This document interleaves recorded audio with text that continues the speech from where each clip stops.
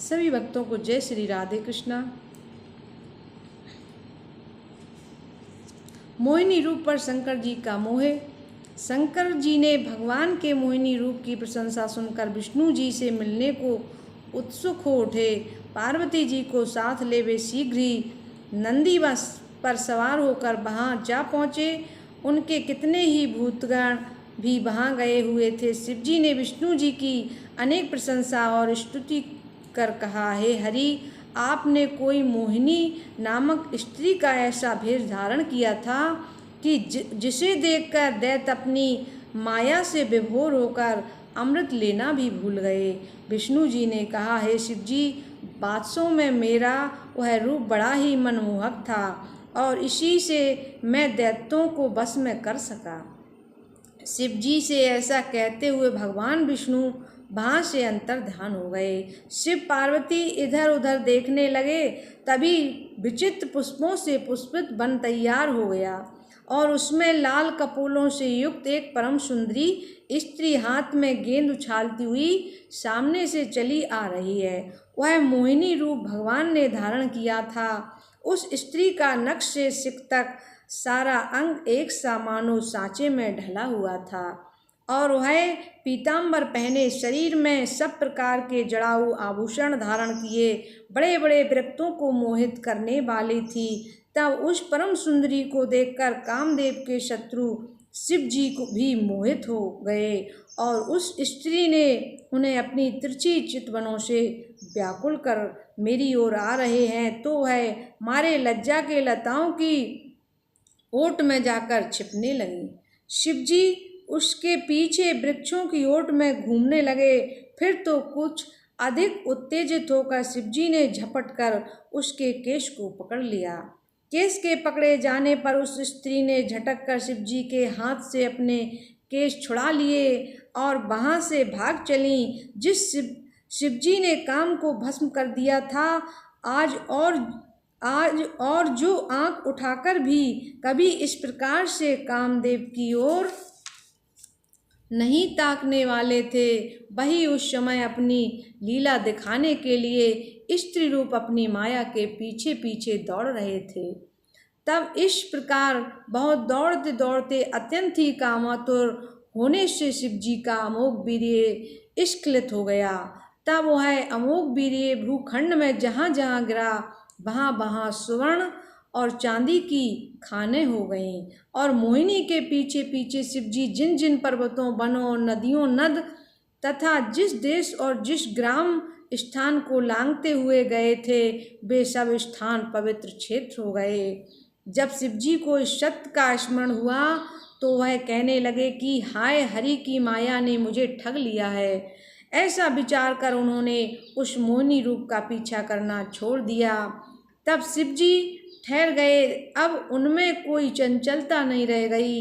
यह देखकर श्री विष्णु जी ने भी पुरुष का सा अपना वास्तविक रूप धारण कर लिया और महादेव जी के समीप में कहने लगे, हे भूतनाथ महादेव जी, आप कुछ भी चिंता न कीजिए। भला आपसे बढ़कर श्रेष्ठ कौन होगा, जो आप मेरी मोहिनी माया को देख उस पर अनुरक्त होकर भी फिर स्वयं ही उस विरक्त हो गए। यह आप जैसे योगीश्वर का ही काम था, जो उसमें पड़कर भी डूबे नहीं। इसके बाद महादेव जी पार्वती को साथ लिए अपने गणों के साथ हरि को प्रणाम कर कर अपने धाम को चले गए। मनवंतरों का वर्णन। सूर्य के श्राद्ध देव नाम के पुत्र सातवें मनु कहलाते हैं। इनके इक्ष्वाकु, नभग, धृष्ट, शर्याति, नरिष्यंत, नाभाग, दिष्ट, करुष, प्रसद और वसुमान नाम के 10 पुत्र उत्पन्न हुए। ये 12 आदित्य, 8 वसु, 11 रुद्रों, विश्वदेवा, मारुत, अश्विनी कुमार और ऋभुगण आदि इस मनवंतर के देवता माने गए हैं। इस मनवंतर के इंद्र का नाम पुरंदर है और कश्यप, अत्रि, वशिष्ठ, विश्वामित्र, गौतम, जमदग्नि और भरद्वाज ये सप्त ऋषि हैं। इस मनवंतर में कश्यप जी ने अदिति से वामन भगवान के ने अवतार लिया है। हे राजन, बाण नामक के सूर्य की संज्ञा और छाया नाम की 2 स्त्रियां थीं। वे दोनों विश्वकर्मा की पुत्री थीं।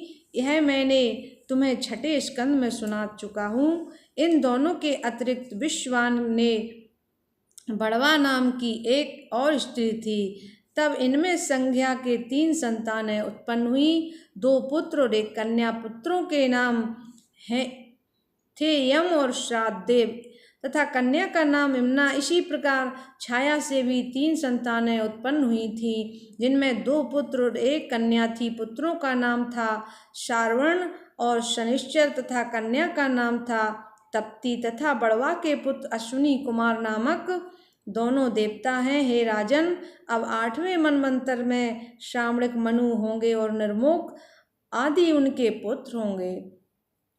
इस मनवंतर में सुतपस, बिरजस और अमृतप्रभ देवता होंगे और विरोचन के पुत्र बलि उनके इंद्र होंगे। इस मनवंतर में गालव, दीप्तिमान, परशुराम, अश्वत्थामा, कृपाचार्य, ऋष्यशृंग और हमारे पिता व्यास यही सप्तऋषि होंगे, सप्तर्षि होंगे, जो इस समय अभी अपने अपने आश्रमों में अखंड समाधि लगाए हुए योगाभ्यास कर रहे हैं। इस मनवंतर में देव गुहा ब्राह्मण की सरस्वती नामक स्त्री से सार्वभौम नाम से भगवान का अवतार होगा। वे पुरंदर नामक इंद्र से इंद्रासन छीनकर बलि को दे देंगे और तब बलि इंद्र होंगे। इसके पश्चात नमे मनु का नाम दक्ष श्रावणिक होगा और भूत आदि उसके पुत्र होंगे। इनके समय में पर तथा मारीच आदि देवता होंगे और अद्भुत नामक इंद्र होगा। फिर द्युतिमत और सप्तऋषि होंगे। आयुष्मान की अम्बुधारा नाम की स्त्री से ऋषभ नाम से भगवान अवतार लेंगे। इसके पश्चात अपश्लोक के पुत्र ब्रह्मश्रावणी 10वें मनु होंगे और हविष्यमान आदि उस समय के ऋषि होंगे। इनके इंद्र का नाम शंभु होगा और विश्व सृष्टा की विसूचि नमनी स्त्री में भगवान विश्वसेन नाम से अवतार लेंगे। अपने इंद्र शंभु की सहायता करेंगे। फिर धर्म श्रावणी नामक 11वां मनु होगा, जिसके सत्य और धर्म आदि 10 पुत्र उत्पन्न होंगे। इनके विहंगम आदि देवता होंगे और इस समय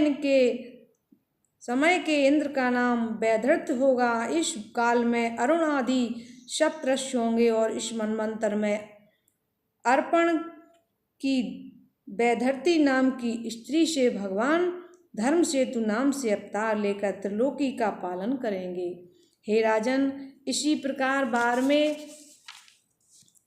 मनवंतर में शाण्विक नाम के मनु होंगे और उनके देववान आदि पुत्र होंगे, जिनके इंद्र का नाम होगा ऋतुधामा और इस काल के देवता होंगे हरितादि तथा तपोमूर्ति आदि सप्तऋषि होंगे। इस मनवंतर में सप्तसहा ऋषि की श्रुनृता स्त्री से सुधामा नाम से भगवान अवतार लेकर लोगों का कल्याण करेंगे।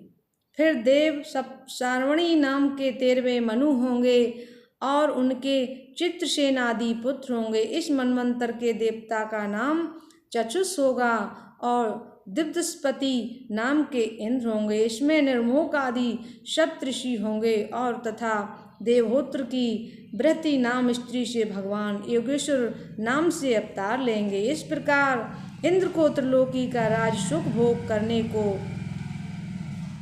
प्राप्त होगा। पश्चात इंद्र श्रावणी नाम के 14वें मनु होंगे और उष्णा आदि उनके पुत्र होंगे।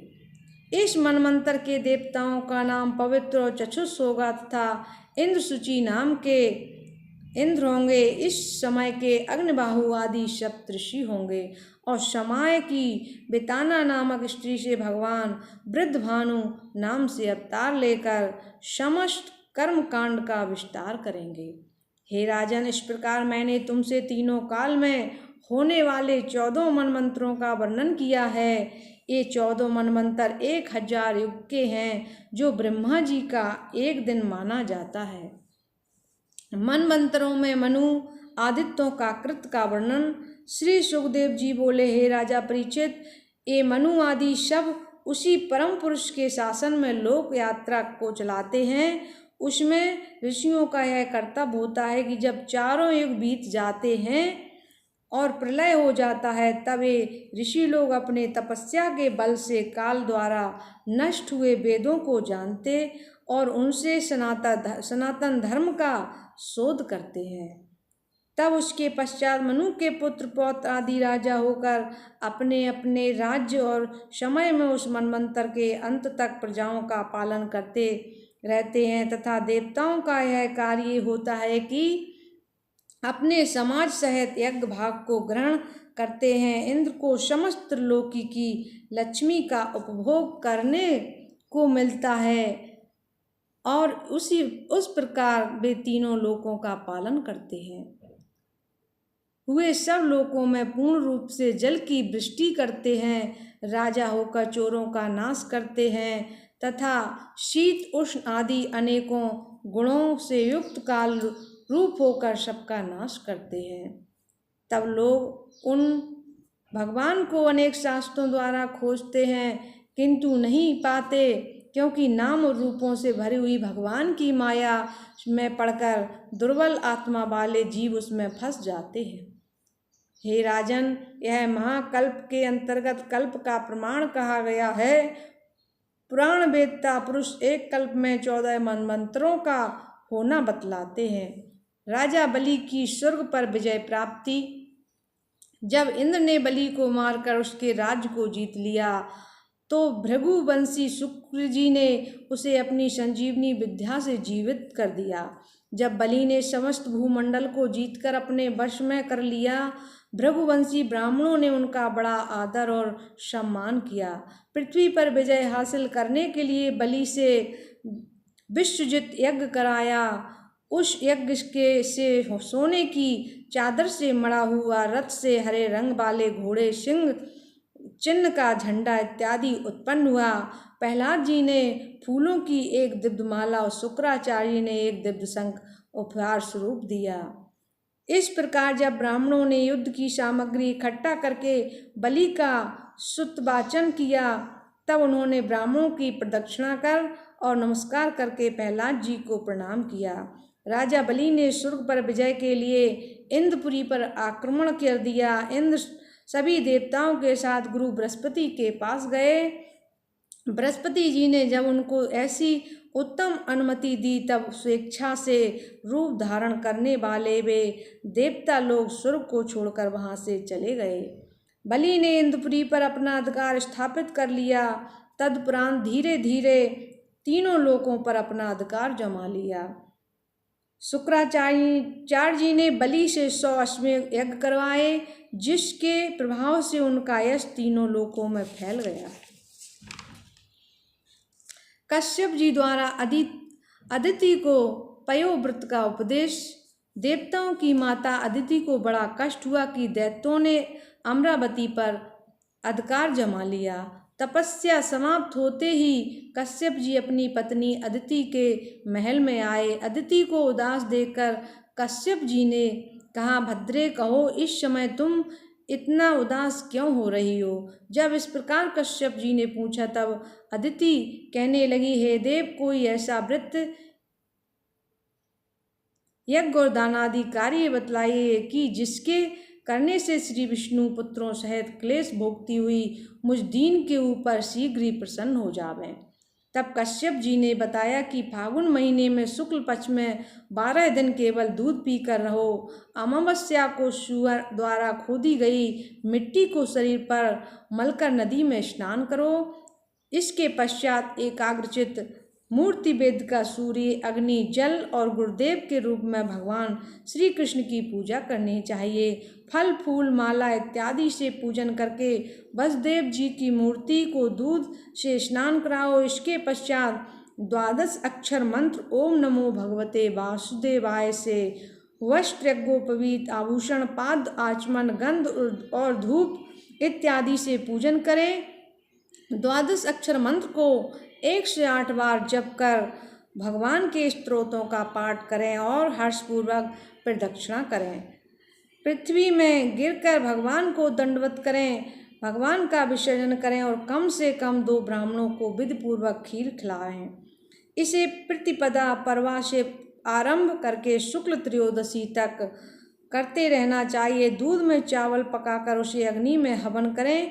पंचामृत से भगवान विष्णु को त्रयोदशी की किसी पंडित के द्वारा स्नान करावें। हे देवी, इस पयोव्रत से भगवान विष्णु शीघ्र ही प्रसन्न हो जाते हैं। इसको मुझसे ब्रह्मा जी ने जैसा बतलाया था वैसे ढंग से मैंने तुमसे कहा। इस व्रत को श्रद्धापूर्वक करने से भगवान प्रसन्न होकर तुम्हारे सब मनोरथों को पूरा कर देवेंगे। अदिति ने कश्यप जी द्वारा बताए पयोव्रत को शुरू कर दिया। अदिति के पयोव्रत से विष्णु जी का प्रकट होना। अदिति ने 12 दिन तक उस पयोव्रत को किया। व्रत के पूरा होते ही चतुर्भुज भगवान उनके निकट प्रकट हुए। भगवान बोले, हे देव माता, आप चाहती हैं कि तुम्हारे पुत्रों को जो राज आदि दैत्यों ने जबरदस्ती छीन लिया है वह फिर उन्हें वापस मिले। इस समय दैत्यों को जीतना बहुत कठिन है, किंतु जो तुमने पयोव्रत करके मुझे प्रसन्न किया है, हे अदिति, मैं तुम्हारे मनोरथों को पूर्ण करूँगा और उसके लिए मैं तुम्हारी कोख से अवतार लेकर तुम्हारे पुत्रों की रक्षा करूँगा। अदिति ऐसा कहकर भगवान वहीं अंतर्धान हो गए और अदिति ने जानकर कि मेरे गर्भ से भगवान अवतार लेंगे, वे बड़ी प्रसन्नता से अपने पति कश्यप जी की सेवा करने लगीं। तब कुछ समय पश्चात कश्यप जी ने अपनी तपस्या से अपना दैत्यनाशक वीर्य अदिति के गर्भ में स्थापित किया। ब्रह्मा जी को जब यह ज्ञात हुआ कि नारायण ने अदिति के गर्भ में प्रवेश किया तो उन्होंने अदिति के गर्भ की बड़ी स्तुति की। अदिति के गर्भ से वामन भगवान का प्रागट और बलि के यज्ञ में आना। समय पूर्ण होते ही भगवान ने अवतार ग्रहण कर लिया। जिस समय भगवान ने जन्म लिया वह श्रावण का महीना था। द्वादशी तिथि थी और श्रवण के चंद्रमा से थे अभिजित मुहूर्त था। माता अदिति ने अपने गर्भ से भगवान को प्रसव कर बड़ी प्रसन्न हुई। कश्यप जी के आनंद की कुछ सीमा न रही। साथ ही भगवान की अद्भुत लीला को देखकर उन्हें बड़ा आश्चर्य भी हुआ। वे कुछ कह न सके और केवल विजयी हो इतना ही कहकर चुप रहे। ब्राह्मण स्वरूप से भगवान के प्रकट होते ही ब्राह्मणों ने उनके जात क्रम संस्कार करके उपनयन संस्कार कराकर उन्हें यज्ञोपवीत धारण कराया तथा सूर्य देव ने प्रत्यक्ष होकर उन्हें गायत्री का उपदेश दिया। बृहस्पति जी ने जनेऊ पहनाया और कश्यप जी ने कमर की करधनी पहनाई। पृथ्वी ने काले मृग की छाला दी। वन ने स्वामी चंद्रमा ने दंड, अदिति माता ने कौपीन वस्त्र, स्वर्ग के देवताओं ने छत्र, ब्रह्मा जी ने कमंडल, सप्त ऋषियों ने कुशा, सरस्वती जी ने रुद्राक्ष की माला और कुबेर ने भिक्षा का पात्र दिया तथा श्री जगन माता पार्वती ने उन्हें वामन बटु को अपने हाथ से भिक्षा दी। वामन जी ने राजा बलि की प्रभुता सुनी तो वे धीरे धीरे पृथ्वी को नापते हुए उस स्थान पर आए जहाँ नर्मदा के तट पर राजा बलि ब्राह्मणों के साथ यज्ञ कर रहे थे। वामन भगवान को देखकर ऋषिगण चकित हो गए। कोई कहने लगा कि सूर्य हैं, कोई सनत कुमार और कोई उन्हें अग्नि बताता था। इधर ब्राह्मण मंडली इस प्रकार की तर्कना कर रही थी कि इतने में वे बटु वामन जी दंड कमंडल धारण किए राजा बलि के यज्ञ मंडप में पहुंच गए। उन्हें देखकर बलि ने कहा, हे ब्राह्मण कुमार, आपके दर्शनों से मेरा सब अंग पवित्र हो गया, मेरे पितर तर गए और मेरा यज्ञ पूर्ण हो गया। आप साक्षात तप स्वरूप होकर यहाँ पधारे हैं, अतः आप इस समय मुझे जो आज्ञा दें वह मैं करने को प्रस्तुत हूँ। भगवान का बलि से 3 पग पृथ्वी मांगना।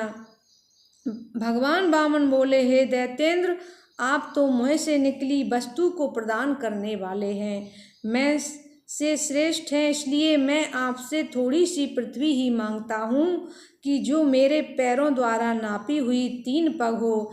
हे राजन, यद्यपि आप तीनों लोकों के स्वामी और बड़े दाता हैं, मैं आपसे और कुछ अधिक नहीं मांगता, क्योंकि जो विद्वान हो उसे अपने प्रयोजन भर ही दान ग्रहण करना चाहिए। बलि ने वामन भगवान को पृथ्वी दान देने के लिए अपने जल का कमंडल उठाया। शुक्र जी वहाँ ही उपस्थित थे। उन्होंने बलि से कहा, हे विरोचन के पुत्र बलि, तुम इन्हें नहीं जानते कि ये कौन है। ये साक्षात अविनाशी श्री हरि हैं, जिन्होंने अदिति के गर्भ से जन्म लिया है।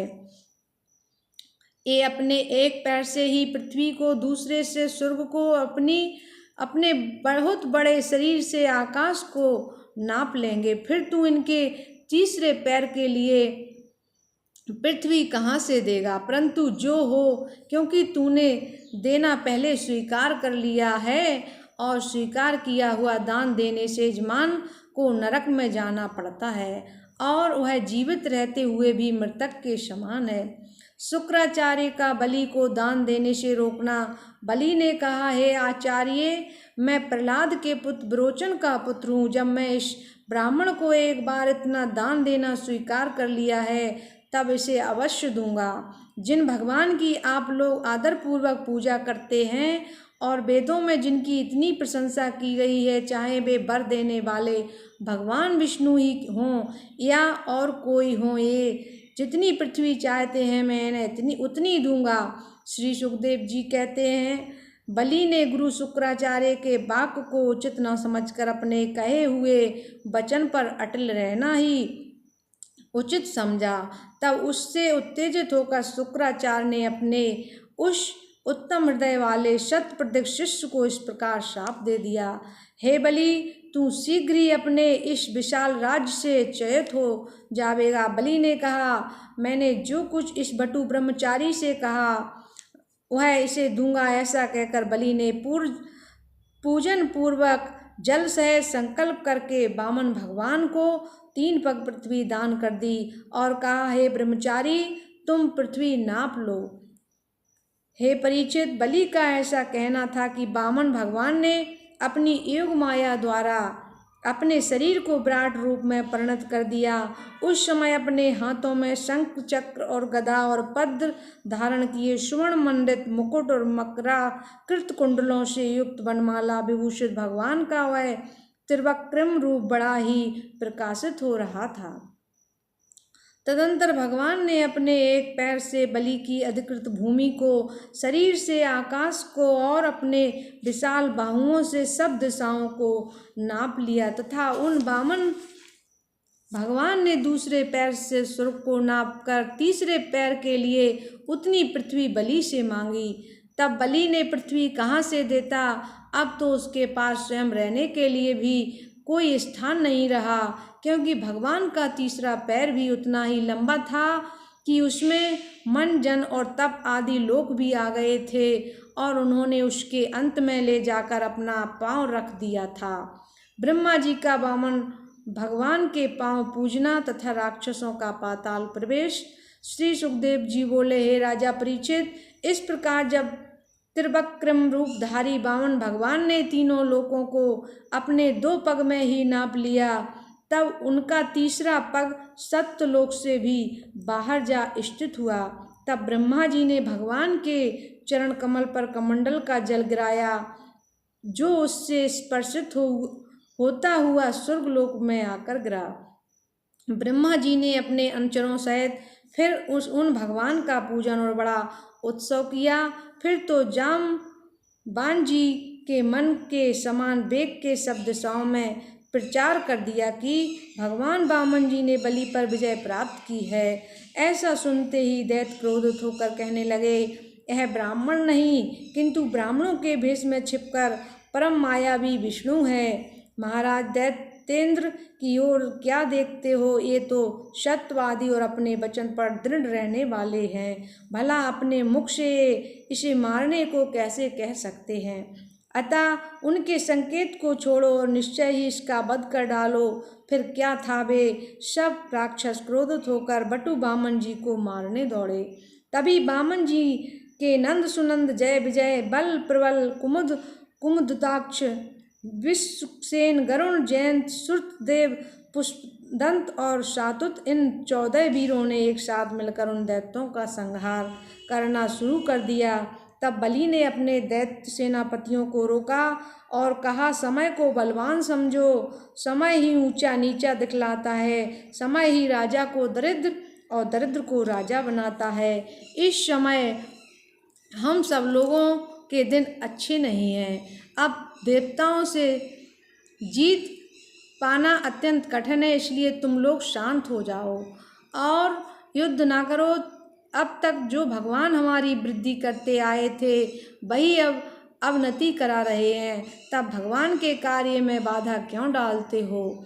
आज वे हमसे विपरीत हो रहे हैं, इसी से यह दशा उपस्थित है। बलि की बात मानकर दैत्यवीर अपने सब साथियों को साथ लिए पाताल में प्रवेश कर गए। पश्चात वामन भगवान ने बलि को वरुण पाश में बांध लिया। तब वामन भगवान ने बलि से कहा, हे दैत्य बलि, तुमने मुझे 3 पग पृथ्वी देने को कहा था, अतः तुम्हारे पास जितना कुल था सब मैंने 2 पग में ही नाप लिया। अब तीसरे पैर का प्रबंध करो, तभी तक तुम्हारा वह देना पूरा नहीं हुआ। इससे तो तू नरक में जाएगा, क्योंकि तुम्हारे गुरु ने पहले ही इस बात का समर्थन किया था कि जो मनुष्य स्वीकार की हुई वस्तु को न देकर याचक को ठगता है उसका मनोरथ वृथा ही, फिर तुझे स्वर्ग कैसे मिलेगा? तू तो नरक में ही जाएगा। तीसरे पग के लिए बलि का अपना मस्तक अर्पण करना। जब वामन भगवान ने तीसरे पग के लिए पृथ्वी मांगी तो बलि ने कहा, भगवान अब आप अपना तीसरा पांव मेरे सिर के ऊपर रख दीजिए। जब माता पिता भ्राता और मित्र भी उचित दंड नहीं देते तब औरों की तो बात ही क्या है। मेरा अहोभाग्य है जो आज स्वयं आपने आकर मुझे वरुण पाश से बांधा है। प्रभु प्रहलाद जी मेरे पितामह रहे हैं, जिसके यश से लोकों में प्रकाश हो रहा है। सब कुछ लक्ष्मी का फेर है, यही जिसको चाहती है अंधा बनाकर नरक में ढकेल देती है। इन्हीं के बस होकर पुरुष बुद्धिहीन वन मृत्यु के मुख में जाने को तैयार रहता है और जीवन को क्षणभंगुर नहीं समझता। बलि ऐसा कह ही रहे थे कि पूर्ण उदय को प्राप्त चंद्रमा के समान परम प्रकाश से युक्त भगवत भक्त श्री प्रहलाद जी वहां आ गए। तब अपने पितामह को आया देखकर बलि ने, जिनके पास उनकी पूजा करके ने के लिए और कोई भी सामग्री नहीं थी, सब कुछ वामन भगवान को अर्पण कर दिया था। केवल सिर झुकाकर ही उन्हें बड़ी नम्रता के साथ प्रणाम किया और पुनः नेत्रों में जल भरकर सिर नीचा कर लिया। वहाँ विष्णु भगवान तथा उनके समीप में ही नंद सुनंद और ब्रह्मा जी विद्यमान देखकर प्रहलाद जी नम्रता पूर्वक उनके पास गए और भूमि में सिर रखकर प्रणाम किया। प्रहलाद जी ने कहा, हे प्रभु, जिस उच्च पद को आपने इस बलि को दिया था उसको आपने फिर ले लिया। यह बड़ा उत्तम कार्य आपने किया है। यह राज्य आदि तो पुरुष को आत्मस्वरूप को भुलाने में हेतुभूत है। भला ऐसा कौन है जो लक्ष्मी के रहते हुए आत्मा की गति विगति को ठीक रूप से देख सके। हे राजन परीक्षित, उसी क्षण बलि की पतिव्रता स्त्री विंध्यावली अपने पति को ढूंढती हुई वहां आ गई और उसे बंधा हुआ देख और सामने ही देवताओं सहित विष्णु जी को बैठे देखकर बोली, धन हो प्रभु, आप धन हैं। हे ईश, यह तीनों लोग आपकी क्रीड़ा स्थली हैं। भला जिस संसार को आप रचते पालते और संहार करते हैं उसे कुबुद्धि लोग निर्लज्ज की भांति अपना करके कैसे और क्यों भजने लगते हैं, यह मेरी समझ में नहीं आता। कीर्ति तो आपकी है और वे मान बैठते हैं अपनी। अतः हे प्रभु, ऐसी आप सर्वंतर्यामी ईश्वर के लिए मेरा नमस्कार है। जो पुरुष बुद्धि से आपके चरणों में इस प्रकार से सब कुछ निछावर कर दें वह दंड पाने का अधिकारी नहीं है, उसे कोई उत्तम गति मिलनी चाहिए। भगवान बोले, हे बलि, दानवों और दैत्यों से तुम्हारा जैसा प्रतापी कोई नहीं हुआ है। ब्रह्मा जी इस महानियम व्रतधारी ने सत्य को नहीं त्यागा, इसलिए अब मैं भी इसे वह उत्तम स्थान देना चाहता हूँ जो देवताओं को भी दुर्लभ है। अब यह सुतल लोक में जाकर निवास करे। और श्रावणी मनु के मनमंत्र में यही इंद्र होगा। ब्रह्मा जी से ऐसा कहकर वामन भगवान ने बलि से कहा, हे महाराज बलि, तुम्हारा कल्याण हो, तुम स्वर्गवासियों द्वारा भी प्रार्थना करने योग्य हो। अतः अब तुम अपने कुटुंब सहित सुतल लोक में जाओ। वहाँ ना तो तुम्हें कोई लोकपाल दबा सकेंगे और ना तुम्हारी कोई अवहेलना कर सकेगा। जो दैत्य तुम्हारी आज्ञा ना मानेंगे, मेरे चक्र द्वारा वे मारे जाएंगे। साथ ही दैत्यों के साथ में रहते हुए तुम्हारी बुद्धि में जो थोड़ा बहुत दोष आ गया है, वह मेरे दर्शनों से शीघ्र ही दूर हो जाएगा, क्योंकि वहाँ मैं एक बार आकर तुम्हें नित्य ही अपना दर्शन दे जाया करूँगा। राजा बलि का सुतल लोक को जाना। श्री सुखदेव बोले, हे राजा परीक्षित, जब उन आदि पुरुष भगवान विष्णु ने ऐसा कहा, तब साधुओं में प्रतिष्ठित बलि ने अपने नेत्रों में आंसू भरकर गदगद वाणी से हाथ जोड़कर उन वामन भगवान से कहा, हे प्रभु, आप ऐसे दयालु और दानी हैं कि जो कोई एक बार प्रेम से आपको प्रणाम भी कर देता है तो आप उसे वह सुगति देने को प्रस्तुत हो जाते हैं कि जो बड़े बड़े देवताओं को भी दुर्लभ है। तभी तो आपने मुझ नीच असुर के ऊपर ऐसा अनुग्रह किया है। हे परीक्षित, वामन जी से इतना कहकर उस असुर श्रेष्ठ बलि ने भगवान विष्णु, ब्रह्मा और शिव जी को सिर से प्रणाम किया और भगवान ने उसे नागपाश से मुक्त कर सुतल लोक में जाने की आज्ञा दी। वह अपने कुटुंबियों सहित सुतल लोक को चला गया। भगवान ने इंद्र को स्वर्गलोक सौंपकर उनका मनोरथ पूर्ण किया। तब प्रहलाद जी ने भगवान से विनय की, हे भगवान, जिन जगत पूज आपकी ब्रह्मा आदि देवता भी उपासना करते हैं, जिनके चरण कमलों की पूजा करते हैं, वे ही भगवान हम असुरों के द्वारपाल बने। यह केवल हम दैत्यों पर आपका अनुग्रह है। हे प्रभु, ऐसी कृपा तो आपने ब्रह्मा जी, लक्ष्मी जी और देवादिदेव श्री महादेव जी पर भी नहीं की। आपके जिन चरण कमलों की सेवा देवताओं को भी दुर्लभ है, उन्हीं प्रभु का साक्षात दर्शन यदि हम असुरों को प्रति क्षण मिले तो इससे बढ़कर आश्चर्य की बात क्या हो सकती है। हे भगवान, आपका चरित्र विचित्र है, आपकी लीला अपरंपार है। निश्चय ही आपका स्वभाव कल्प वृक्ष के समान है।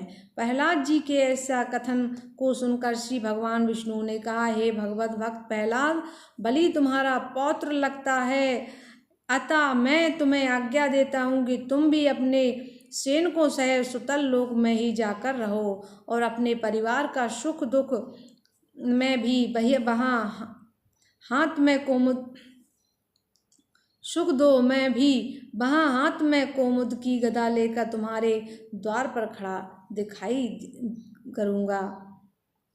दिया करूँगा। तब मेरे दर्शन से तुम्हारी बुद्धि और भी तीक्ष्ण हो जाएगी, तब तुम और भी मेरे निकट हो जाओगे। प्रहलाद जी को भगवान की आज्ञा बड़ी ही प्रिय लगी। उन्होंने हाथ जोड़कर तुरंत ही भगवान को दंडवत किया और पुनः प्रदक्षिणा करके सुतल लोक के लिए चले गए। हे राजन, जो वामन भगवान के इस परम पावन चरित्र को कहेगा और सुनेगा, वह निश्चय ही उत्तम गति को प्राप्त होगा। प्रत्येक शुभ अवसरों पर इसे पढ़ना और सुनना चाहिए। यह सब प्रकार से सुखदायक और सब कर्मों को फल को देने वाला है। भगवान के मत्स्य अवतार की कथा। श्री सुखदेव जी बोले, हे राजन, भगवान का अनेक योनि में जाकर उत्पन्न होना यह बिना कारण के नहीं है। वे गो, ब्राह्मण, देवता, साधु, वेद, धर्म और अर्थ की रक्षा के लिए ही शरीर धारण करते हैं। पिछले कल्प में ब्रह्मा जी का दिन बीत जाने पर नैमित्त प्रलय हुआ था। तब पृथ्वी आदि लोग समुद्र में डूब गए थे। उस समय ब्रह्मा जी के मुख से वेदों की उत्पत्ति हुई, जिसे हयग्रीव चुरा ले गया। दानवेंद्र हयग्रीव को मारने के लिए ही भगवान ने मत्स्य रूप धारण किया। उस समय सत्यव्रत नामक राजर्षि केवल जल पीकर ही तपस्या कर रहे थे। जब एक दिन राजर्षि कृतमाला नदी के जल से आचमन कर रहे थे कि उनकी अंजलि में एक मछली आ गई। राजा ने उसे देखकर फिर जल में फेंक देना चाहा। तब उस मत्स्य ने राजा से कहा, राजन, इस जल के जीव जंतु मुझे बहुत परेशान करते हैं, इसलिए मैं उनसे अपनी जान बचाकर आपकी शरण में आई हूँ। सो आप मुझे फिर जल में ना फेंक देना चाहते हैं। साधु पुरुष शरण आए हुए का त्याग नहीं करते। राजा ने निरुत्तर होकर उसे अपने कमंडल में छोड़ लिया। प्रातःकाल राजा ने देखा कि मत्स्य का रूप कमंडल से बढ़ गया है। मत्स्य ने कहा, हे राजन, अब मैं इस कमंडल में रहने योग्य नहीं हूँ, इसलिए मुझे किसी बड़े स्थान में रखिए। राजा ने उसे कमंडल से निकालकर एक जल भरे विशाल घट में छोड़ दिया। प्रातःकाल राजा ने देखा तो मछली बोली, राजन, अब मैं इसमें भी बढ़ गई हूँ, कृपा कर मुझे कोई दूसरा स्थान दीजिए। राजा सत्यव्रत ने उसे घड़े से बाहर निकालकर एक सरोवर में छोड़ दिया। उस सरोवर में भी वह मछली इतनी बड़ी कि उसे उसमें भी रहने को स्थान ना मिला। तब वह फिर राजा से कहने लगी, हे राजन, मेरे रहने को यह सरोवर भी काफ़ी नहीं है। राजा सत्यव्रत ने उसे समुद्र में ही छोड़ देने का विचार किया। तब उस मछली ने राजा से कहा, हे राजन, तुम मुझे समुद्र में मत छोड़ो, क्योंकि इस रत्नाकर में अनेक भयंकर घड़ियाल रहते हैं, ये मुझे जीवित नहीं छोड़ेंगे। मछली की ऐसी बात सुनकर राजा सत्यव्रत ने उससे कहा, हे मत्स्य रूप से मोहित करने वाले, सत्य कहो कि तुम कौन हो। निश्चित ही तुम कोई अवतारिक पुरुष हो। इससे हे जगदीश्वर, आपको नमस्कार है। हे नाथ, आपके अवतार केवल जीवों के कल्याण के लिए ही हुए हैं। यह अद्भुत मत्स्य रूप का आपने किस कारण धारण किया है? कृपा कर आप इसका कारण मुझे बताइए। हे राजन सत्यव्रत, आज से 7वें दिन ये तीनों लोग प्रलय सागर में डूब जाएंगे। जब प्रलय के जल में यह त्रिलोकी डूबने लगेगी, तब मेरी भेजी हुई नौका तुम्हारे पास आएगी। उन समय तुम सब औषधियों और छोटे बड़े सब बीजों को लेकर सप्तऋषियों के साथ उस बड़ी भारी नौका में बैठकर प्रकाश रहित महासागर में सप्तऋषियों की ही प्रकाश में प्रसन्नता के साथ घूमोगे। जब प्रलय से नौका डगमगाने लगेगी, तब मेरी सींग में बाँस की नांग को लपेटकर तुम उस नौका को बांध देना। हे राजन, जब तक ब्रह्मा जी की रात रहेगी, तब तक सप्तऋषियों सहित तुम्हें मैं उस प्रलय सागर में खींचता हुआ घुमाता रहूँगा। उस समय मैं अपनी असली रूप तुम्हें दिखाकर तुम्हारे प्रश्न करने पर तुम्हें उत्तर दूंगा। ऐसा कहकर बेमस्त भगवान वहाँ से अंतर ध्यान हो गए। तदंतर प्रलय के बड़े बड़े मेघों के वेग से अपनी मर्यादा को न छोड़ने वाला समुद्र सब ओर से पृथ्वी को डुबाता हुआ बड़ा। उसी समय राजा के समीप एक विशाल नौका देखी, जिसे देखते ही उन्हें भगवान ने कहा हुआ वचन याद आ गया और वह तुरंत औषधि और बीजों को लेकर सप्तऋषियों के साथ उस नौका पर सवार हो गया। सप्तऋषियों ने सत्यव्रत से कहा, हे राजन, तुम श्री भगवान का ध्यान करो, वे ही हम सबको संकट से बचाकर सुखी करेंगे। राजा के ध्यान करते ही मत्स्य भगवान उस महाजल राशि में प्रकट हुए। तब राजा ने सत्यव्रत ने बाँसुकी नांग को मत्स्य भगवान की सींग में लपेटकर उस नौका को बांध दिया। तत्पश्चात राजा सत्यव्रत ने कहा, हे गुरु, मैं तत्व ज्ञान का उपदेश सुनने की अभिलाषा से आपकी शरण में आया हूँ। तब श्री हरि ने उसे तत्व ज्ञान का उपदेश दिया। सांख्य योग और कर्म का आत्मज्ञान ही रहस्यपूर्ण मत्स्य संस्था का उपदेश दिया। उसे ही मत्स्य पुराण कहते हैं। फिर भगवान ने हयग्रीव को मारकर उससे वेद छीन लिया और नींद से जागे हुए ब्रह्मा जी को चारों वेद समर्पण किए। हे राजन, मत्स्य भगवान की कृपा से राजा सत्यव्रत इस कल्प में श्राद्ध देव नाम वाले वैवस्वत वत मनु हुए। बोलिए भक्तवत्सल भगवान ने की जय। सभी भक्तों को हरे रामा हरे कृष्णा कृष्णा कृष्णा हरे हरे। कल की कथा 9वें स्कंद में सुनाएंगे।